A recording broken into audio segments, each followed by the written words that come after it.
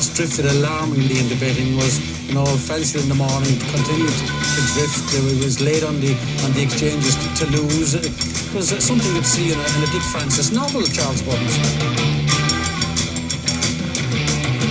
The ground is soft. It's heavy. It's soft on times. It's heavy. Okay. Hello and welcome. Yes, it's the finest week this week. We've got plenty to talk about, especially in the racing industry. We're back. Another Sunday sermon. And joining me, as always, to chew the fat, which I know that you love, us talking a lot of rubbish, especially about fig rolls and jam tarts and things like that, rather than racing. It's John and Chris. Good evening, chaps. Hello. Hello, everyone. We're absolutely rip-roaring for this show. Rip-roaring, I say. People think I'm on caffeine tablets at the start of the show. They wear off about 30 minutes time, don't they? Like, losing my will to live after like 35 minutes of it. Yeah. I don't know how everyone listening to this feels, but... I find having a Magnum halfway through boosts the energy for the last furlong. When you go on mute and things, I wonder what you're up to, actually. Yeah, it's nothing nefarious. It's simply just eating shit. It's normally tea, coffee, and Magnums. Yeah, trousers down, etc. Yeah. Oh, yeah. Obviously, I don't wear trousers at all, even in public. It's mental images again. Dear. Horrible. Yeah. We have got plenty to talk about. It's been quite a busy week in the racing industry with certain bombshells broken right across the board, from jockeys and owners and fraudsters and all sorts. You name it, it's got it this week. But without further ado, John, I think we should touch on yesterday's slop racing at Sandown Park to kick us off on the racing review. I know from your post to me on Saturday, and you said, fucking hell, this Atlanta's fucking dreadful. Yeah. Did you enjoy it? No. So, mile on soft ground, of course, at Sandown, and I thought the headwind made it a little harder for the viewing as well, because they're all coming home in. Well, let's be fair, they were all looking for an excuse to jack it in anyway, weren't they? Has the Clark been a bit overzealous for the watering earlier in the week, given I think he watered Tuesday? Well, that's it. The forecast was in your face before he watered that it was going to be a wet weekend, and he still went ahead. And as a result, Roger Varian's filly still unbeaten, despite looking one of the worst in the race about 3 furlongs out. Yeah, it was struggling. And then 5 from 5, she is Lady of Spain now. Quite an incredible performance, really, to actually be unbeaten. But like you said, did look well beaten. It should be fun taking her on up in class next time, especially if it's half decent ground. Do you think that Cooper Clark gets Epsom right? And you might not even think that, but I do get his argument regarding Epsom in terms of, look, it's downhill. We don't want rattling quick downhill, put strain, even more strain on the joints. But when you've got like an uphill finish at Sandown, I won't find it difficult or my joints hurt running uphill compared to, say, running downhill. Getting on and my knees are going now. It's climbing upstairs, not a problem. It's going down. I feel every jolt. What's your thoughts? Well, personally, I think they overdo Epsom because at the end of the day, there's plenty of horses through history, big horses, heavy horses, that have run down Tatton Hill without any problem whatsoever. Yep. Epsom was in the same boat as everywhere else. We've got the rootless rubbish with Clemmy's flying all over the minute you get a bit of wet weather. Sandown, again, in midsummer, you're taking your life in your hands having a bet before you actually say what the ground is like, because you're never quite sure of how much he's going to put on. It's difficult, I'm not bothered these days, you know what I mean? I can sit and watch a race, make my mind up and think, well, do I want to play this afternoon or not? If I was having to play, it wouldn't concern me greatly. I'd be increasing my campaign for all weather everywhere, to be honest with you. I had to think about this. I thought, if I were a trainer and I was setting up, and obviously you get somebody in as a top assistant that knows what they're doing, coach you up, if you like. If I were licence holder, I'd be thinking, right, you do your course, but you'd still want somebody experienced as your second in command. What I'd do is, I would be buying horses in the UK that were all-weather bred, and I'd be an all-weather trainer specialist, because in winter you'd have a strike rate like Bob Baffert, right, running against scrap. And in summer or other times of year, all-weather championship, better races, that's what you're targeting with your better horses. That's a good way of training these days, because the chances of horses getting injured on this overwatered slop, obviously, are more than on all-weather. So what's not to like about being an all-weather trainer, John? Well, nothing at all. You'd be a lot better off. Right, Solario sounds like an ice cream. Well, an ice lolly, ice cream in the middle. A bit of spirit won the race. Right, I'm going to say that this race, John, it's strong form, really strong form. Faster time than God of War, the opener, the older horse, the handicap. That already spells strong form. I thought the fourth horse, Pacific Avenue, was absolutely desperate. It missed the kick. It was kind of weird compared to debut, where it got to the front, no problem. It looked a really tough, strong horse. After the line at Newmarket, it's powering clear to the pickup. Didn't play in the race, but I just thought I'd watch this with interest. He looked very ignorant on Saturday. Do you think he'll like chucking it in? Do you think that's reason for No, drift? I don't think he's chucking it. I just think mentally he struggled to cope with step up in class. He shaped like the best horse in the race, because obviously, if he hadn't missed it, two or three, he would have won. But mentally, he wasn't equipped to go that sort of gallop and cope. Councillor Woodman was absolutely distraught after the Solario. He messaged me to tell me that he'd bet Oceans 4 win and place, and it finished second, but got chucked out in the stewards to finish third. The place price, I think, was enormous, like to finish in the two. So he was seething after the race. That more or less covers the racing. There weren't really a lot more to chat regarding future prospects Saturday, I didn't feel. When the ground starts going like it did at Sandown, you can take the races with a pinch of salt. There's no racing line spread out across the track. I think it's very unsatisfactory racing, to be honest. That's how I saw it. Now, coming on to some racing points then that a lot of our listeners have made, particularly the weekend's racing. Simon Alden's been on. He said self-certs at Chester. Should the course be made an exemption? There was a huge crowd there yesterday. Who protects their interest? In other words, so what Simon's referring to, lots of non-runners, stall 7 and above Saturday. Nothing was non-runners on the inside. And of course, it was at its most favourable position on the inside, where the rail is tightest that it can be with no cutaway. So therefore, it's back to the old suit in front runners. And obviously, if you draw wide, you may as well go up. John, there's two arguments to this, isn't there? For and against why this is wrong, and why you can probably understand why it happens. So I want to get your take on it. I don't think they can really do a lot, because if they started making exemptions for Chester, they'll have to start looking at exemptions for places like Beverley. You know, I mean, Beverley's awful if you're a hard draw 7 furlong. Yeah. You can be awful if you're a hard draw sprint races.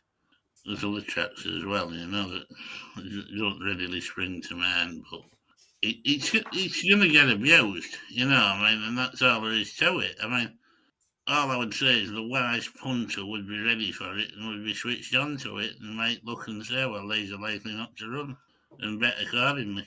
Stuart Williams has made a point on this before I come on to my point. He says that as an owner, to get one there and back from Newmarket is probably 500 or 600 quid in diesel.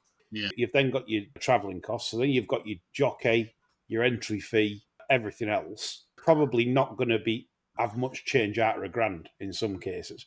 Is it fair that the owner then has to run and incur that expense when got no chance of winning? My point is this. Chester are a bit naughty, because what I noticed them doing last year, they overwatered the rail. And what happened last year was that the wide draws were coming out on top, which is not possible, is it? You've got tight track, tight bend. They were messing about watering that rail. I think maybe to discourage non-run, people withdrawing them. I can see him going back to that next year, because Oxford 1 has been on, and he said Chester Race Company profits down partly to guest-friendly results. So in other words, the favs are going in Chester bet.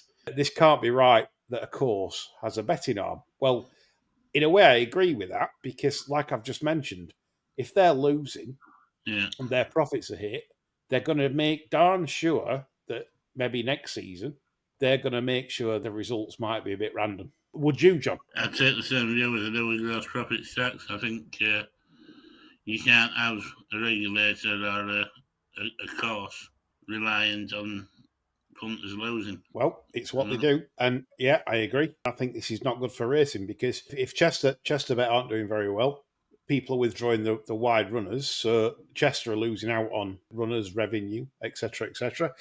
It's how the game sort of moved on. We never had this problem back in the day. No one ever had any objections drawn wide at Chester. Back then, people just ran and either just ran round back at field. But I suppose I take Stuart Williams' point. He says the handicapper's not dropping your horse if you're drawn wide at Chester and you finish seventh. Because handicapper's looking at it and saying, well, you were drawn wide, so you haven't done that badly. Maybe a word with handicapper then. Maybe if you do run, handicapper needs to knock a couple of pound off and be favourable that you've spent the money and time to go there. What is the solution? Don't know on that one. I'd like to come on to a topic that I saw earlier in the week, John, and it's got absolutely no traction whatsoever. It happened at Bellierstown on Wednesday in the 1755 race. Handicap hurdle. A horse called Miss Gitana, which was trading at about 7 on Betfair, drifted to 7-8 after it got absolutely broadsided on its hind, on its arse. And it knocked her sideways. It was that hard. And I couldn't believe, after what we saw with Song of Songs at Goodwood, how that got upset in the stalls, went down in the stalls, but was still allowed to run, barely checked. Well, this was even worse because they didn't even check the horse. They had nobody look at the horse. I'm surprised at the jockey because surely the jockey knew, and he did know. Why has he not just took her to the back and said, we can't run this after that? Mind-blowingly fucking stupid. It is, and as you said, after Song of Songs at Goodwood, it sort of shared all over, doesn't it? About the welfare issues and everything. I mean, you don't want these horses running. If anything happens to them, they'll be absolute hell on. It's one of the hardest kicks I've seen. Honestly, it actually stood right at the pinnacle point of the full flick out, bang, the most power. And I thought, Christ, that was bad. It knocked her sideways. I can't be the only one to notice, but still no one said anything about it. And I just think Ireland, they've sort of let themselves down a lot there in terms of welfare. I think they need to... People take their heads down in these situations, don't they? They don't want to stir the hornet's nest. The stewards didn't even inquire. Well, that's the problem in itself, that the stewards are the people that should be looking into these things, and they're so busy counting how many times some fuckers hit them. Not in Ireland, though, but yeah, I get it. I get it over here. Ireland's obviously a slightly looser on whip in terms of whip offences. I don't even know whip rules in Ireland, to be honest. I'll be honest, I'm embarrassed. I don't know the actual whip rules in Ireland, do you? You have to hit them a minimum of 37 times. Jerry Annan can go... That's it, yeah. An unsavoury incident there at Bellierstown, I did feel. Other racing topics I've got for you. This is quite interesting. Timeform, who are, of course, owned by Flutter. Now, Timeform for ages, John, for the 30 quid a month, which I'm going to doff my cap to Timeform. I think it's quite good value for money. Yeah. I'm not slagging Timeform off at all in what they provide or their content.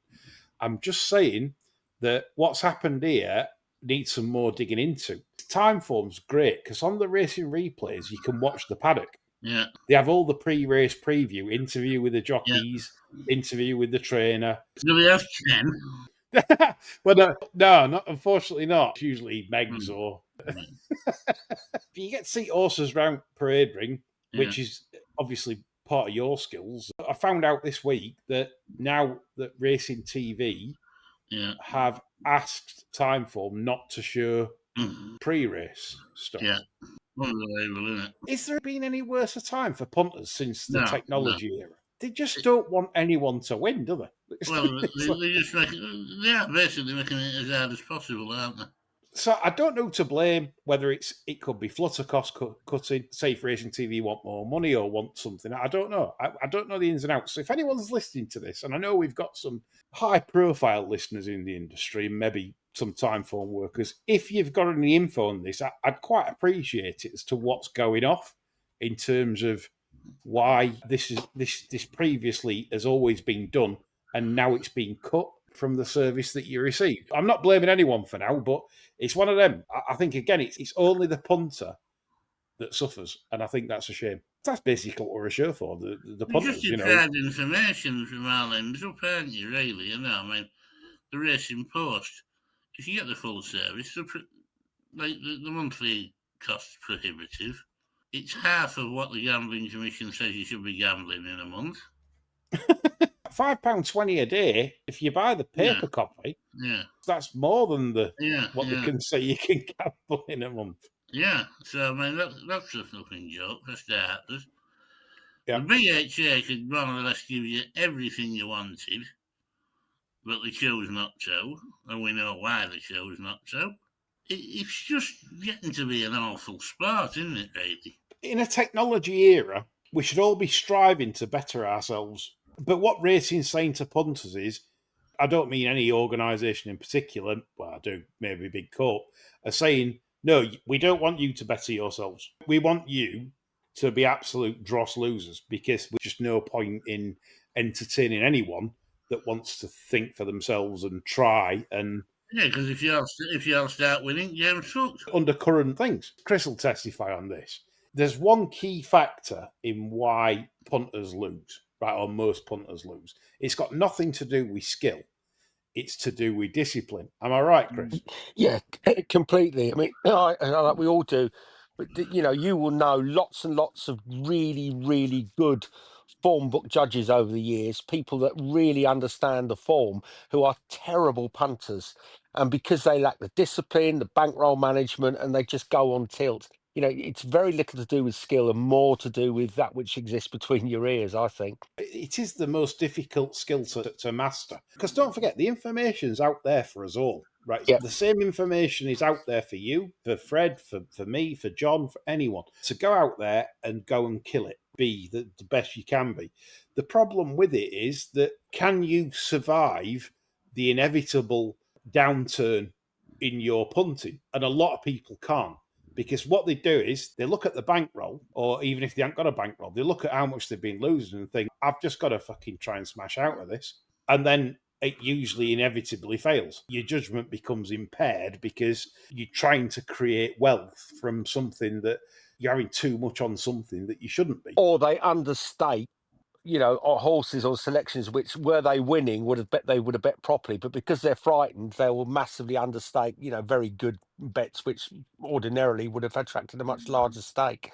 Yeah, absolutely. I also find through affordability checks and stuff like that, that's what it's causing as well. It's causing people like myself, when the bankroll's under a little bit of pressure, you find yourself having less on things that you were having on, say, 2 or 3 months ago, because you don't want to deposit. No. And that's bad, because the merits of the bet, you're not getting the full rewards from. And this is what they all want. This is what they're evil. It's an evil system. And they know this, because winners have obviously been excluded from the sport, as we know how they've abused all this. My Irish fella's been on, who does sterling work on Bar Stewards with some Irish cards and pointers, particularly on weekends and festivals. So again, subscribe to Patreon and find out how good he is. He also does a professional punting blog, which I like. He was moaning recently. Now, I was at York on Saturday, so I didn't get to see what happened. But apparently, John, they had a fucking split screen for Killarney and the Ebor. Oh my God. On racing TV. It is absolutely crazy, isn't it? That's scandalous. I mean, really. Yeah. Imagine Killarney having to share a platform with shitty old York, okay? It's a fucking liberty. Well, he does make a point. It weren't Killarney's fault. It were purse time for the Ebor, and they hadn't loaded one runner. No, that is true enough. Yeah. So what is the fucking point of having these daft race times? I always say, if you've got a 20-runner field, you should start 2.5 minutes before purse time. Easy. Absolutely easy. Time and time again, these races go off 2, 3, 4 minutes late. Kempton are the worst for it, because Kempton have got buggery all to do there. It's like Sleepy Hollow in between races. Yeah. There's about 80 people there. So there's no one to service. There's no one dropping down with heart attacks and ambulances needed.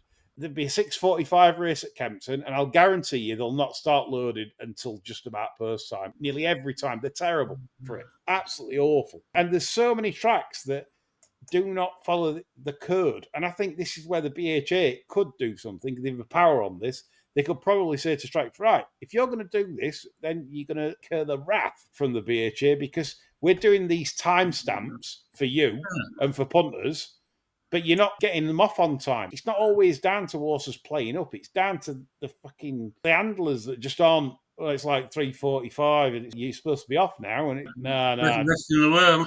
And I totally share the frustration of him on that because, and like you said, then you wouldn't have to get a split screen on racing TV, but then you watch it on ITV, I suppose, get the full screen.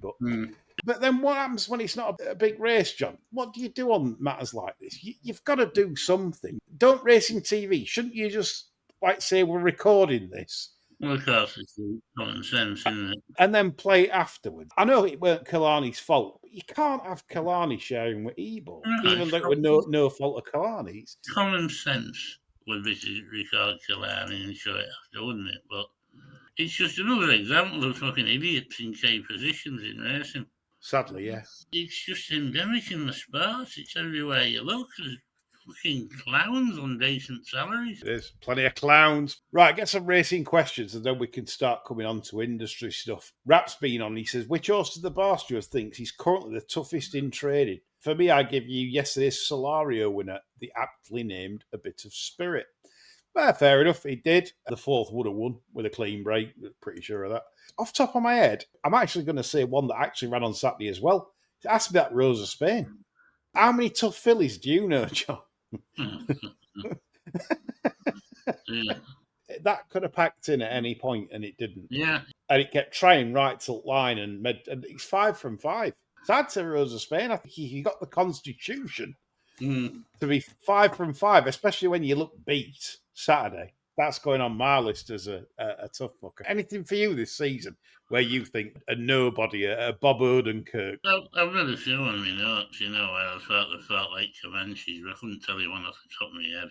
What about from the past? I mean, are you going back to the days of Persian Punch? Yeah, those sort of horses. I mean, I have to say I don't have a great affinity with kind of horses per se. For me, they're just betting mediums, and that sounds awful. So I don't get kind of roomy-eyed about, horses of the past and what a brave lion. It's just a betting medium to me. I'm like a robot, psychopath, devoid of emotion. You like info. And by the way, just a special announcement to you guys and punters coming up. We're going to do some pre-recorded shows that go out on Sunday to line up a few guests. Chris, I thought the ideal show for you to be on would be Johnny Deneen. Oh, yes, tremendous. Yeah, he's good. Right. Then you can talk info bets. Yeah, fucking, I'll break him, honestly. And why phone book people are nerds. Yeah. Any price is a good price if you fancy it. Right, next question. Nick Davis has been on, John. He loves a question. He'll be a happy hammer today after they won 3-0 at Forest. Worst team in Premier League wins at Forest. Yeah. Yeah, another crop of very average 3-year-olds, he says. Well, you're not wrong, is he? It doesn't look good, does it? Do you think this is like a depressing flat season? Yeah. Yeah, it is, isn't it? I'd love to dress it up and say, this is great. Yeah, it'd be nice to say, I don't want your soft, but fucking hell, it's power. Someone even said older horses are bad and all. They're all bad. What is good, I mean, up until his last wins, they were all throwing shade on Calandigan, weren't they? It's not brilliant, this. No, I'm going to say it's worrying because we spotted the decline probably a couple of years ago where races aren't filling. Well, you don't like it when it finally kicks in, do you? And you see, in raw reality. 3-year-olds in the Magnet previously never getting off 100. Yeah. And now they can get it off 98 and 95. Exactly. Because the race isn't filling. It's astonishing stuff, and it's very worrying. It really is worrying what we're seeing right in front of our eyes. And we're just hoping that the racing tax debate can take a good turn for racing where a levy is applied onto the... For everyone out there, when you listen to any of these debates and you hear big blokey saying, racing, naive, because that's the word they love to use, just bear in mind that they want more of this. They want us to carry on walking down this lane with them, and that means more decline. It's exactly the same path as grounds. Other than bookies buying grounds tracks and selling them for land, they don't care if they put on a 0 to 60 at Wolverhampton. They're lunches, they're picking the corpse claim. 0 to 60 at Wolverhampton, it's a betting race. It gets people in betting shops. That's what they want. People in betting shops, a reason for a person to go in a betting shop. They talk about growing the sport. When was the last time we walked past a betting shop and the front window was actually advertising a horse racing product. Exactly that. Remember back in the day when you used to see horses and football in window? Yeah. When they allowed it. Obviously, they were back in the day when you had to have blacked out windows. Yeah. Then they allowed it in the shop window, and Yeah. it was all horses and football. That's all it was in the window. Picture of horses and picture of somebody kicking a ball into a goal. That was the bookies' advertising mantra back in the day. For you younger listeners that obviously won't have witnessed that, that's literally how they advertise back in the day. How times have changed indeed. Owen Johnson, what do we think to the start Colin Keane has made with Juddmonte? I think fair enough. The only thing I've always said about Colin Keane, he can be a bit one-dimensional. Is he a jock that likes to go from the front? Not really. It's how I've always seen him. Well, that's why they call him the head waiter over in Ireland. That's how he tends to ride, and patient tactics, which might suit the better racers and the better horses, but I don't know. He's done okay, John. He's done okay. It's just he didn't really know any of the tracks, you know. I mean, I'm always wary when I take a jockey on from, like, originally you call it overseas, but technically it is, isn't it? Yeah. Because, you know, they have a lot to learn about the tracks. You know, it took Steve Carson a good season, really, to get to know all the tracks and everything. I'd say he'd probably shed Colin Kane on ability. So he's probably done okay, really. Who won the racing league, John? Does anyone know? Yeah, Matt Chapman. He did, actually. And he was on fucking holiday. Absolute waster. This is what he does. He champions it all season, buggers off. I don't know who managed. London and the South. I only know he won it, and that's because he's a gobshit. Leona's averted the sack for not finishing last, John. Yeah, well, she's probably hanging in there another year, another year's worth of Bisto. So well done, Leona. To be fair to Leona, like I said to you privately, but now publicly, you've only got like Happy Tim, and like I think she gets a bit of a raw deal on that. Well, yeah, Yorkshire's a shit town because Yorkshire won't embrace this, will they? You know, even Ellison's defected to the north. Yeah. Trains deep in the heart of Yorkshire, but fuck you, yeah. I'm going in with Ian Jardine and them fuckers. Yeah, there you go. Bert Doncaster's been on, and he said about JP, because you put a question, John. Yeah. About JP. He's supposed to be a good guy. Well, he is, isn't he? I mean, they're busting up to get something in if he does something in charity. That's the reason he's involved. And yet, that thing he was getting handicapped for Cesarewicz was probably the biggest. It was probably the biggest fucking disgrace there's ever been. What was the name of it again? Pennies for Summit, isn't it? I know which one you mean. I just can't think of the name off the top of my head. Absolutely disgusting. I mean, Cheltenham bumper winner and 2 runs over fucking 7. At least they've stopped him running in it. Yeah, but you know. But doesn't everyone do it though? Well, they don't know that. They maybe do it with an unraced one, but they know one's a lot further. Wicked Willie's usual trick is to buy something from France, run it downfield on flat ones, shit, and then piss up over hurdles and then try and win an Ebor. JP, though, you know, it's all about JP. If he gets his hand in his pocket and buys a £5 worth of raffle tickets, he's better than God. And yet he does something like this and nobody says anything, you know. I mean, let's be fair, it's an absolute twat's trick. I mean, what were they wanting that running off in the Cesarewicz? I know, I get it. He's a huge employer, though. He basically keeps Irish racing going, doesn't he? Basically on over the jump. So you're not going to get many people lining up to say a bad word against the guy, are they? Because a lot of people are relying on him for their livelihoods, I suppose. So that's why he's tolerated. That's why racing tolerates what's as plain as a pike staff. How he campaigns his horses. You know, you're never going to get people pushing back, are you? This is it, Chris, really. But it's the same in real life. Yeah, if he isn't it? pays your It's like- wages, and listen, and we always have a nobble at, various industry figures in the press. At the end of the day, they got bills to pay, and yes, they probably share the views that we express here, but they don't want to say them because they got bills to pay, the mortgages to keep up with. So yeah, you can see why there's very little pushback. I agree with everything said. Racing's like the real world, isn't it? Yeah. It's like, grease my palms, I'll read you your tarot. Yeah, that's how it is. Did you know someone called Dave? Yeah. Yeah. Has anyone got an uncle?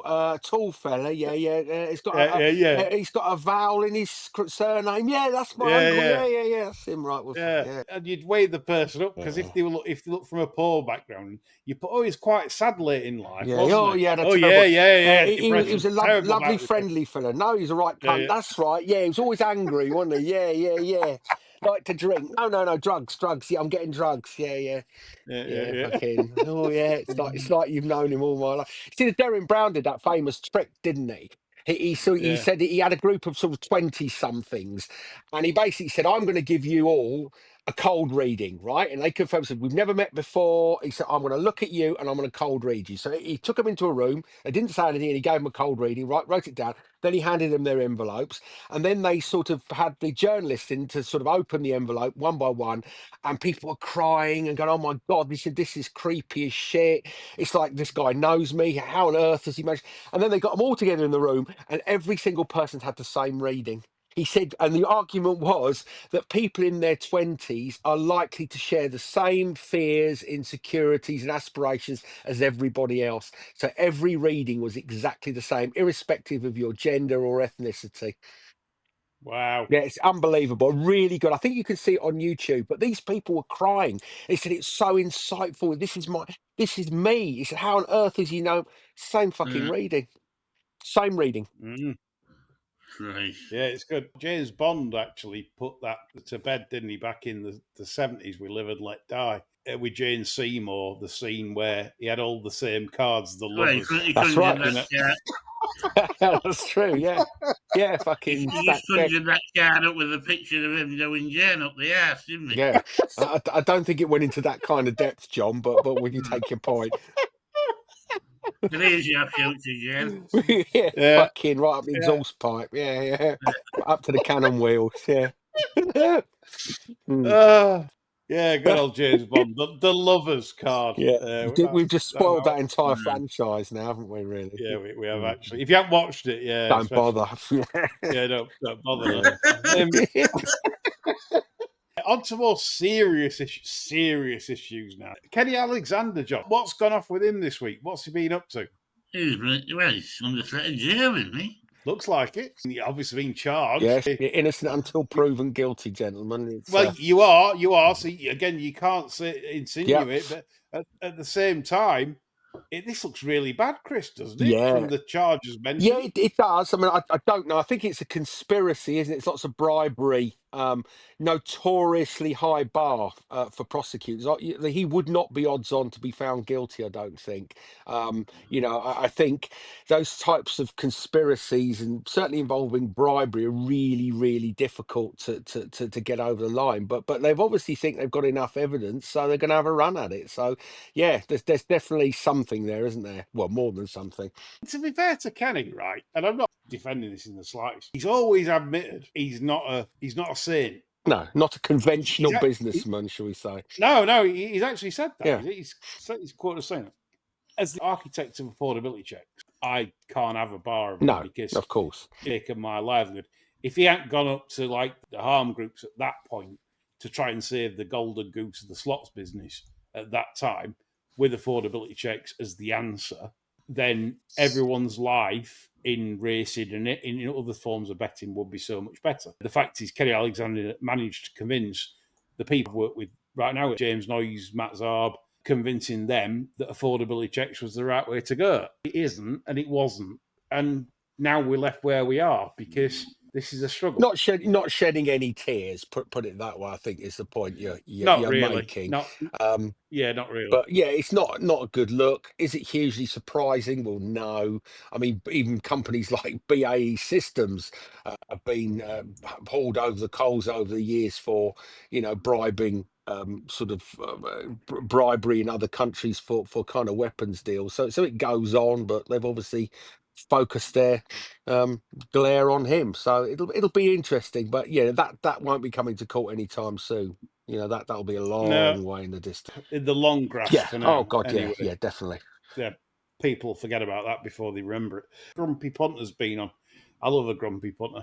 He goes, any update on your quest to get an MBL for Racing League? That's a minimum bet liability. It'll be a further step away from racing cozying up to big court books and maybe the start of racing looking after itself. What I can say, Grumpy Punter, is this. It's project after project. So racing tax first. Racing needs to be looked after. It needs extra levy. It needs extra funding. Racing needs to stand on its own 2 feet before it can start to fight properly and get away from the teat of Big Corp. That's a do as it says by Big Corp. Once we can get to that level, then we can start achieving other things for punters, which is going against the tide at the moment, isn't it? Punters getting nothing out of the game, absolutely nothing. What we need is to get a minimum bet liability, we have to get rid of affordability checks because they don't work. We need a proper system in place to help people that suffer with harm, but also not to penalise punters that are clearly in control of their own betting by some random 25, 30-year-old in some office on 30 grand a year are judges that you're a fucking idiot. That needs to stop right now. So to do that, you have to get rid of the people at the Gambling Commission, or you have to challenge people at the Gambling Commission. This is wrong. It needs to change, and it needs to change now. And that you need government pressure. This is why I did this, and get to speak to people that mattered, not people on Twitter writing blogs, as Chris said, and doing podcasts. Where did that get us for 4 years, doing podcasts on this, Chris? Well, nowhere, and that's the point. It's all very well doing TikToks and writing indignant blogs, but that doesn't translate into real world activity. And you look at sort of, the right wing, the far right in quotes, whatever that means in the UK. There are parties and groups in the UK that have very, very far right views that have got huge following on social media. But that doesn't actually translate into electoral success. You've got sort of groups that have got hundreds of thousands of followers that launch candidates in elections, and they don't even recover their deposits. So online activity is not real world activity.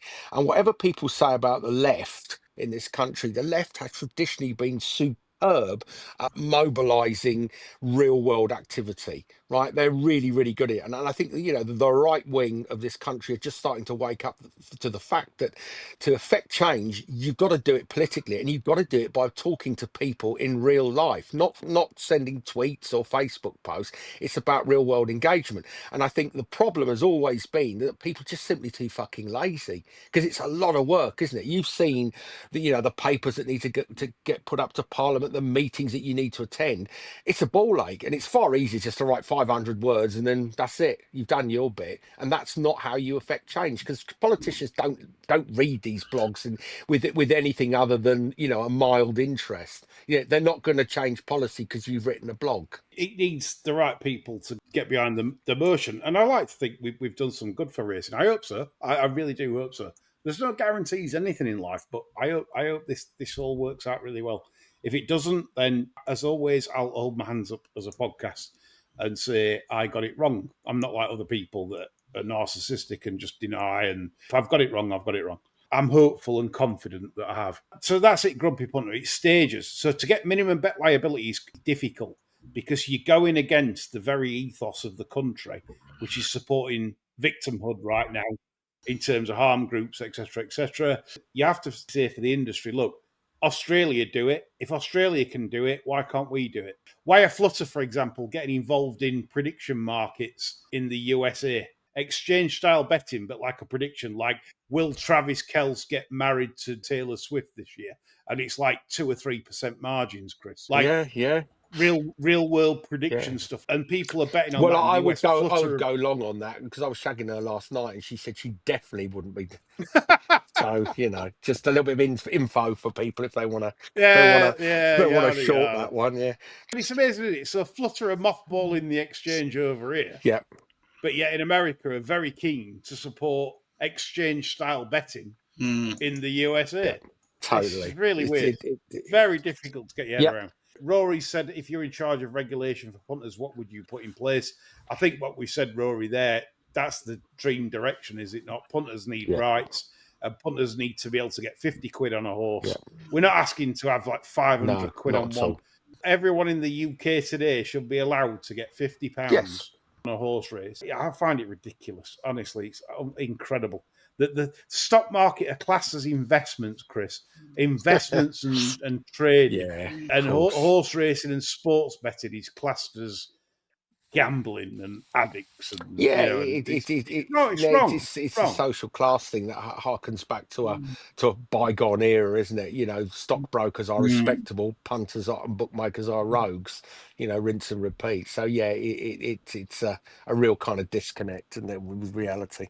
So, John, another big story this week. Joorabchian obtained a rather large investment from a venture capital stroke investment company for the tune of over £40 million. It's a interest rate of 10 point something per annum 10% coupon. on the amount.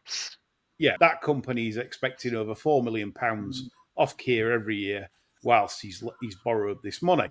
Yeah. If that's what he's using to fund his operation, in other words, he's shelled it out already, or to that extent. I'd love to ask him this. He'd never come on this show, but still, I'd love to still ask him this. How on earth can you run an operation against the likes of Coolmore, etc., on a minus £4 million a year start? Yeah. I'd love to have seen the pitch documentation for that, where they pitched that to that fund, because I tell you what, heads are going to roll. The best bet in all of this is that hedge fund manager going right for this shit in 3 years, isn't it? Yeah, totally. I mean, I'm not unfamiliar with that world from past life, and you know the hoops you have to jump through to get investment, and they'll want it fucking insurance backed so they don't lose any money. How the fuck has he managed to effectively kid someone to lend him money against racehorses? I mean, it's extraordinary. You know, you can see I mean, the you can fire see a sale hedge coming up. fund put money in the goal mark, couldn't you? Yeah, you absolutely could. Not that they need any external investment, but fuck me, No, but they don't take it, don't the Westerberg well, and yeah, things like that. yeah, they do. But so he's rocked up and said, "Hey, here's a really great, asset-backed loan that you can make me. I'll pay you 10% a year. You've got your collateral against against all these horses, all of which, unless they win, will have negligible resale value. You know, so basically, you're going to have a portfolio of assets that aren't worth $1 in 3 years' time if he doesn't start winning some big races." I'd be very fearful if I were them that as long as he's paying the coupon, yeah, he can pay his coupon, but then he's got to repay the principal. Don't forget about that. The 4 million quid, interest, great, yeah, but they'll want their principal back at the end of it. And how the fuck is he going to get that to them? It'll be an achievement. I wouldn't fancy, John. This is speaking on a punting term. If someone said to me, "I'm going to shove 400 grand at you, and I want you to just blast away on course, off course, wherever, like make as much money as you can over a year, but I want 40 grand. Yeah. I want 10% of like guaranteed every year." You'd have to use your Steve Derbyshire to play for you, wouldn't you? I'd say, yeah. Again, you just turn it down flat because there is absolutely no way. And we've seen so many Ponzi schemes in racing like that, and sports betting, Alistair Darling's son, namely, big Ponzi scheme there, where he promised investors so much percent back for betting on football. I'm sorry, but there's no way I could guarantee that. Or secondly, I'd be under pressure from day dot. I'd be thinking, I've got to make 40 just to sort that out. No, it don't work. There's many people that have tried things like this, and this just smells really bad. Well, wouldn't you say this is the beginning of the end for Ammo? It looks like it. It's only a prediction. It's not like a statement of fact. I don't know anybody in racing that's ever come about other than like old money, John, right? That has basically sat there on fortunes anyway, and they're not bothered. I have never known anyone that has like been a roaring bloodstock success because he's trying to buy his way fortune. in. That's the difference. The old money had brood mares and bloodlines that they could say, right, okay, we're ready to rock. We've got stock already. He's having to buy stock, and he's buying at inflated prices from people that know the situation. But the prices that he's paying are not market rate. I had the same chat with the producer. Coolmore are very shrewd. Cool, yeah. Ridiculously shrewd. When they see Kia representative put their hand up, or Kia himself put their hand in sales ring, they might think, we'll shove him up on this. Fucking right, because he's having to buy You know? his way in, because he's got nothing. Yeah. He's coming to the table with nothing but money, and you think, oh well, he's got loads of money. Yeah, he's got loads of money, but racing doesn't work like that. You don't. Very rarely do you buy winners, and you know the ones that you want aren't for sale. Getting a seat at the top table in racing is I would imagine nearly impossible. Look at these Willie Mullins horses that come out of nowhere from France and all. They you know, they spring to the head of the Triumph Mark. Those aren't for sale. They're not through the ring. No. They are. Willie Mullins buys those in July privately. Private purchases. Yeah, they are not for sale. But that's the ones you want. Those are the horses you want, not which goes, oh, he spent 300 grand at this sale. You don't want those. You want the ones he buys that aren't for sale. And that's why, because when say, if Richie buys them or another owner in that yard buys them, the breeder and owner of the horse in France is probably delighted because they pay proper and fair prices. Correct. None of this haggled rubbish. It's like they're paying good price, good money.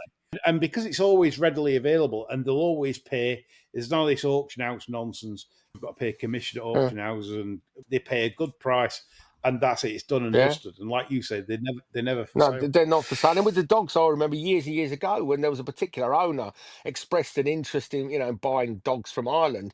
When the vendors knew that he was involved, he used to he used to double the price. So $5,000 dogs would be going out from Ireland for 10 grand because it was him. It's an interesting topic. What do you think, people? Do you think this is like it smells a bit Ponzi? Is Kia going to succeed? What is the operation? I don't know. I'm trying to work it out myself. I don't think Kia knows what the operation is. We don't know. This is it. I'd love to interview the guy, to be honest. I really would. I'd give him a fair crack as well. I wouldn't be aggressive I'd just be saying, how does this work? But then I don't think he's going to listen to something like me. Saving Thurles, John. Wise or waste? This comes in the light of the news that the IHRB have saved Thurles from closure by supporting the remaining fixtures for the 25-26 season. Is this good or bad? I think it's good that they save the fixtures, but they need a plan for next year, otherwise they might as well just shut it. They've had problems with the ground as well last year. I think due to lack of rainfall, it was like they had to have abandoned meetings because it were good to firm, middle of winter, too quick for jumpers, etc., etc. I've always liked Thurles as a track in terms of punting because it's very front end, but that's for selfish reasons. But I'm more on about the Irish community. The thing is, I was disappointed that this were on the thread and no one commented on Thurles on our questions because I'd like to get our Irish listeners. What do you think about Thurles? Please reply when we do the pod because I'd like to know what you think about Thurles. Is it worth saving? Is the right call, the wrong call? I don't know. I've not spoke to anyone in Ireland on this. Certainly, I would like to know because Thurles has been around since I've been alive, so I'm kind of sad in a way. But then, is there a passion to save it? Or it'd be nice to know what the general feeling in Ireland is, wouldn't it?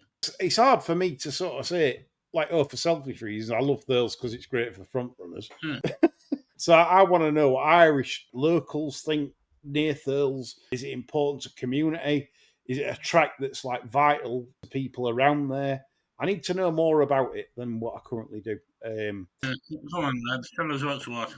Come on, the Irish. I'll not do a Chris Dancing Bear thing. No, we negotiate fees on that, and my lawyers are still in discussions about my licensing rights. So go and fuck yourself. Indeed, yeah. You'll have to pay more on Patreon to get Chris's Irish. D'Souza assaulted John, allegedly. I mean, it's still, again, another court case, but the wife doesn't know what to plead, whether to plead guilty and not guilty on this case. According to D'Souza himself, she's kicked fuck out of him, John. Domestic violence, gentlemen, is domestic violence. What's your take on this, John? I'm not a supporter of domestic violence. But yeah, very, very serious. Equally as serious as if he were to give his missus a crack. It's massively underreported domestic violence against men. I sound like sort of bleeding heart liberal, but yeah, it's not good. Domestic violence is not a subject for levity. Chris, I'm getting a feel. It's not a subject for laughter, gentlemen. I'm very disappointed in you. My fees have gone up as a result now.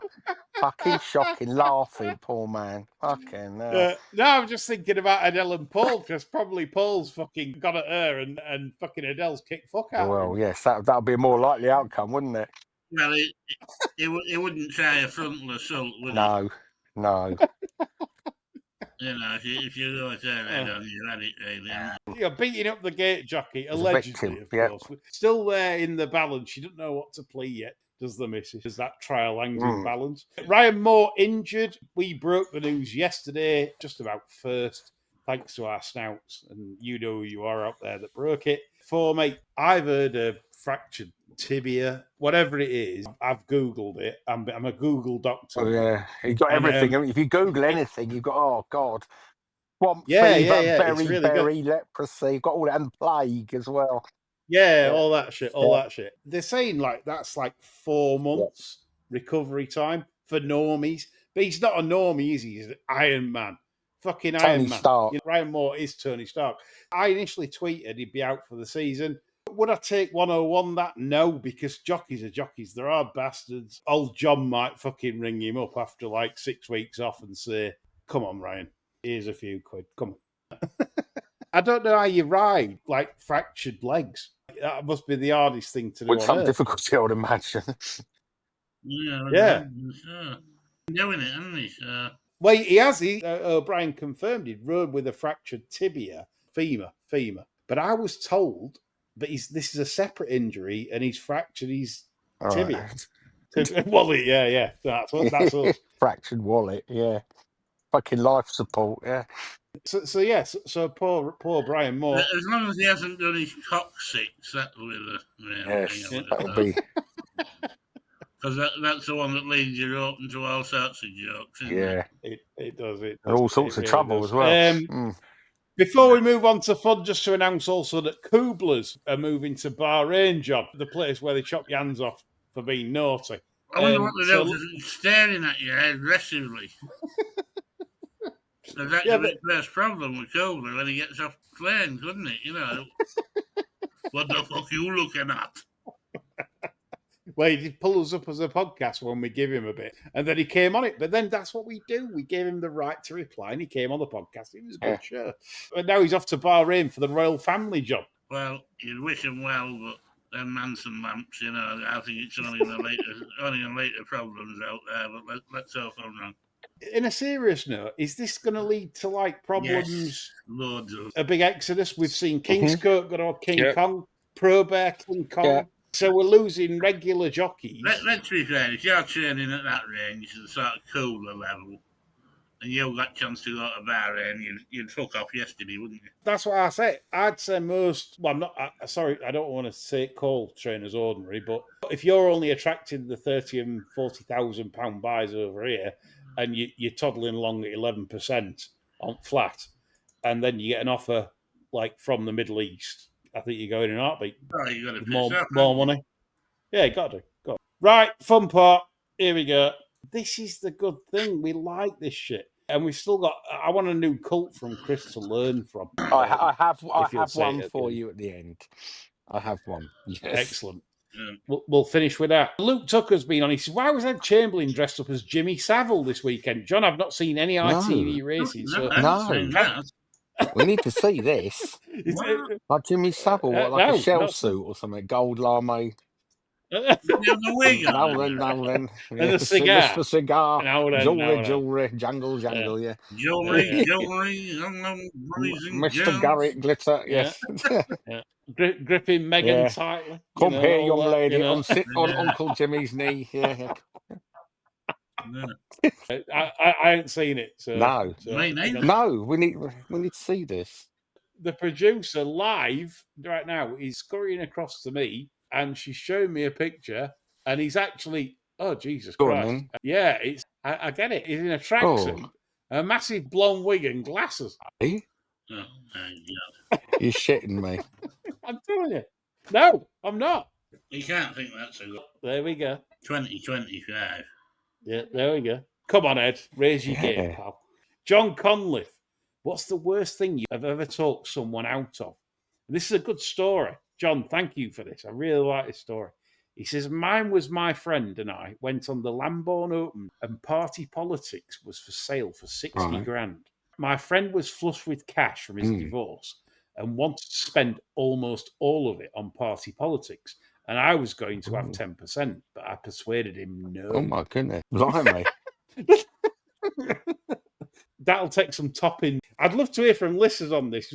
What's your worst, oh my God moment? Mine's not what I tell somebody else, it's what I did. Mine was at Kempton. We went for the breeze ups and John was with me that day. And I picked out a horse that was my number one target on the breeze up that was eventually called Bapak Chinta. And I loved this grey and I thought, oh my God, this is the horse I want. I loved its muscle. I loved his back end. I loved everything about how he galloped to the line. And I thought I really want to buy him. I'd got a budget. I was well over budget anyway when the bidding went because it kept going up and up. There's only two left in, me and I think it was the bloodstock agent Hillen that was bidding for Raymond, a Kevin Ryan owner. And there was him and me left. It was at 44k, and I'd literally maxed out at 44k. I couldn't go any more. I didn't go any more liquid funds, really. I could have syndicated it, and I knew people that would have put into this, and I probably could have gone more. And subsequently, Chris, it won the Norfolk Ascot. Yes. Happy days. Another feel good story. So thank you, Helen, you bastard. Good bastard. Somebody could have. I should have got John. John were with me, and John would have pinned him down or something in toilet. Said you're not going fucking anywhere. You're staying here. Yeah. And then we have the winner of the Norfolk. But there you go. That's how it goes. Anything for you guys? No, nothing from me. John, you must have a story for us. I tend to sort of just watching rapt fascination if I think somebody's going to make a mistake. I tend not to try and talk them out of it. Because I have this sort of morbid curiosity to see how it all pans out. Plus, if you stick your oar in, you're always going to be wrong, aren't you? Well, it's a thankless thing, isn't it? If you stop them doing something, they'll say, well, this might have happened, that might have happened. They never say anything bad might have happened. No. And if you stop them doing something and it turns out it would have been good, you'll never hear the fucking end of it. You're best to leave people to it. You're best just let them get on with it, and if they fuck up, just have a bloody good laugh. Exactly. I learned from back in day when, somebody would fancy a 33s perk and you'd be thinking, this can't win. And then someone would say to you, oh, I like this. And I'd say, fuck off. And then it'd win. And I learned a long time ago, if someone fancies something at 33s, don't poo-poo it because you look an absolute It will win. It's like when you go racing or you lay your missus bets. She'll always come up with 33-1 winner and you have to pay, don't you? You say, I'll take that, I'll take that. That's got no hope. £2, go on. £2, I've got it bookies for you. Yeah, where's my £66? And then she's bouncing up and down. 66 quid, I wonder if you... And Chris, that 66 quid hurts more than the monkey. Of course it does, because you've got to pay out and you're like gritted teeth. Oh, it's easy, this game, isn't it? Yeah, just pick lucky numbers and colours, yeah. John Conliffe, thank you for that very much, and a great story, which you've heard on this podcast, that these guys could have owned Party Politics. WV Horses and Cricket has been on again, and he said, who's your favourite newsreader from the halcyon days when there was just news? Alistair Burnett, Peter Woods, etc. John, who is your go-to newsreader back in the day? Peter Woods, because whenever it was serious news, he used to scare the shit out of me as a kid. He was straight from Brough Scott's Crick. Yeah, he's Frank Boff for me. Terry's Remember him, Frank Boff from Nationwide? He was in the old cocaine and fucking... what was he into? Cocaine and suspenders. Yeah, sadomasochism. Yeah, Frank and Nesta Boff. Remember them? They were a couple. They used to go on the holiday program, didn't they? Frank was a fucking goer, wasn't he? Frank Boff used to dress in women's clothes. He was into sadomasochism. The old fucking gimp mask and plenty of bugle. Yeah, the old used to hang the V-neck sweater up, and that was when he was done at Nationwide and getting the old leathers. Yeah. My favourite newsreader was Angela Rippon. Do you like that? Yeah, I do. Yeah. I like Reginald Bosanquet. He was always pissed, wasn't he? Remember him? Yeah, he liked to get pissed. Yeah, he's drunk when he's reading the news. Yeah. Andy McGay says, what TV show had you forgotten about and then had a reminder about, say, reading a book or a newspaper today? If two people were in it, like, say, George and Mildred. Well, I all remember them. That's not as obscure as all that anymore, is it? Some obscure. An obscure Bullman. Do you remember show. Bullman? Yeah, that was good. He Yes, used to old I George do. Kitchener Bullman. I think he's a private detective, ex-policeman, and he used to, I think, repair pocket watches or some absurdity like that. And he used to wear like woolly gloves for some reason as well. And that was good. That was crime program. Mine was, they brought it out over the Mm, same pet. I think I was the only one that go on. liked it. Hey, Brian, it's a whop. I don't remember. You sure you're not hallucinating or something? No, no, Some no. fevered dream. No. Really? It was an actual thing. Group of lads, Okay. fishing, boozer, comedy, Right. Okay. drama. Fucking Okay. loved it. Hey, Brian, it's a whopper. Mm. Yeah. Don't remember one. that. John, You remember Jack Oh, Tarry? Dactari, of course you do. I had a Dactari annual as a kid.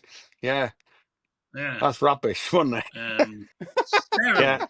It was like the biggest fucking colony Well, stereotype. it was wasn't it? awful, wasn't it? Christ, it was. That guy in the safari show was supposed to be the head ranger. Yeah, and the that. safari suit. Yeah, He's yeah. absolutely fucking incompetent, Yeah. wasn't he? Then you got the cross-eyed fucking lion. Clarence. And Yeah. you get the view from the lion's head. Yes. Half It's the time. absurd, wasn't it? Oh, absolute rubbish use of They just service. put the camera out of focus. Yeah, yeah. It's terrible programming. There's no skill as you Yeah, like. yeah. That's an absolute shit. Yeah, it was rubbish, wasn't it? White Horses. Do you remember that? Do you remember White Horses? Yeah, Yeah, that had the most the Lippert haunting theme tune. You can dig that out on YouTube. Absolutely Yeah. terrifying theme tune that was for some reason. Very, very unsettling. But I had no idea what the program was about. I think it was French, wasn't it? It was dubbed French. It was Lippert Farmers Stallions. Oh wasn't it? yes, The white yes, you're right. stallions, Yeah, absolutely. I have no idea what the central premise was, but a terrifying theme tune. Yeah. I always used to think as a kid, Tomorrow People were Tomorrow People. terrifying. Do you know what? And I mentioned that to someone on Friday at work, and they looked at me like I was Chinese. Absolutely no idea. I was talking about the Tomorrow People. So you must remember that. And the fella said, no idea what you're on about. So I suppose 1970s. You remember that after school? No, never heard of it. They were genuinely trying to frighten kids, 100%. What was genuinely frightening when you were a kid was them fucking public information. Charlie. Oh, says, yeah. Oh my God. Yeah, and there was one, right, where it was the dangers of an empty fridge. Really? And it was so terrifying that as a kid, if somebody left a fridge out in the street, you'd run past in it. case he drew you in with his tractor beam. Yeah. They were awful, weren't they? The Stranger one was horrible as well. It was honestly though, that was as though a defunct fridge was like the most dangerous thing in the universe. Mind you, it must have been inspired by a spate of kids getting locked in and suffocating. They must have. Well, you'd think so. Yeah, horrible. Yeah, public information films of the 70s, dreadful. There was also one about, what was it, sort of kids being lured into ponds as well. I remember seeing sort of, that was awful. There was that Gadget in the Hood, That's wasn't it. there? Yeah, that's it. You got it. Yeah, that was horrible. Christ. Ooh, no. It was like Tabs I was trying to lure kids. It was fucking awful. Dreadful. We survived it, lad. Roscoe's been on fav old school advert as today's are so shit. For him, it's smash get smash, or I'm a secret lemonade drinker. And that for me is the winner. I'm sorry. White's lemonade. I'm a secret lemonade. It was brilliant, wasn't it? Wasn't it something to do with Elvis Costello? Was that his dad or something? Yeah. Or something. I know it was an urban myth, but that's what they say. But it was one of those Yeah, very good. nights. Thanks for that. Yeah. We get it. We get it. Yeah. John, you don't remember? White's you must have crept down. No. You must do. Fuck's sake, hell. John. You must remember that. It's like the most iconic advert ever. Yes. Fuck's sake.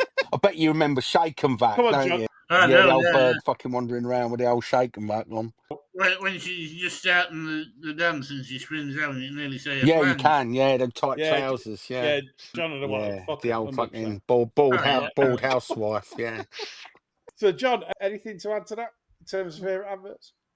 No. Bert Doncaster has been on. This is where we come on to Chris's final question in a minute. Who's your favourite British spree killer? Police manhunt. Ralmo, Michael Ryan in the conversation. I've always felt that Derek Bird and Barry Prudhomme go under the radar. Would Derek Bird? I mean, that was a terrible story. I actually knew one of the solicitors. Derek Bird was a cabbie. I can't remember, was it sort of Cockermouth or somewhere like that? Certainly in the Lakes. And he had a dispute with his solicitor, and he ended up going bolo and shooting a load of people. But I knew the business partner of the solicitor that was killed. I think it was the first victim of Derek Bird, and it was a really really tragic tale. And Bird was a man that felt that he'd been wronged by society, and one of the motives was allegedly, I mean, a number of different theories, that he'd been sort of bilked out of some money by the solicitor who was working in concert with Bird's twin brother. But when it all kind of the dust settled, they found out, typically as all these things are, that Bird himself was considerably wealthier than his brother, who he thought had all the money, and Bird himself had like 100 grand under the floorboard. So a completely pointless endeavor on his part, but a real tragedy. But horrible, absolutely horrible. Has he highlighted probably the sort of like worst ones there, would you say? Yeah, I mean, well, spree killer, we don't tend to have spree killers, because obviously we don't have, I mean, since Thomas Hamilton and the Dunblane tragedy, we don't have access to those kind of firearms. But I dare say, if handguns etc were made legal again, I think you'd see a return to that kind of thing for sure. But it tends to be in the States. It's like, but the problem with a lot of these, I mean, it's the way you categorize them. Certainly seems like one of my pet peeves is Columbine. The mass shooting at Columbine is characterized by people as a school shooting, on the basis that it was two people with a gun, with guns, shot a load of people in a school. But actually, if you look at Columbine is actually a failed domestic terrorism incident, because what people forget is that they only shot the pupils because all the incendiary devices that they planted around the school buildings and the grounds failed to go off. So, Klebold and Eric, I can never remember his surname, set out to create a terrorist incident, and which failed, which caused them to have to shoot. So it's not a school shooting; it was a terrorist incident. So that's definitely a subject that's worth digging into. It's quite interesting because there's a lot about it that you don't kind of know. I don't think Raoul Motor got the coverage without Gaza. No, Five Bellies or whatever his name is. Yeah, it wouldn't. All of these. He's he's a loser, wasn't he? Just a fucking complete zero. So dreadful people. These people are like. I'll take my fishing rod and a sandwich. It'll be all right. It's Morty. I know him. Yeah, fucking wanker. Should put a bullet in his head. So yeah. Dreadful person. Absolutely. I'm laughing at serial killers now and spree killers. What is wrong with domestic violence? What kind of a monster are you? What kind of a monster are you? What's wrong with me, Chris? I don't know. Honestly, you've changed, man.